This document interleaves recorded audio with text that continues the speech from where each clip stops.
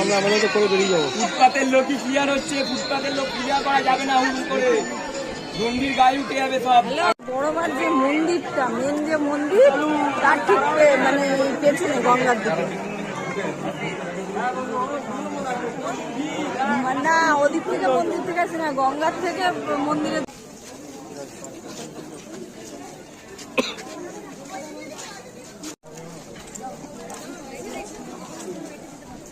না না ওদেরকে দেখতে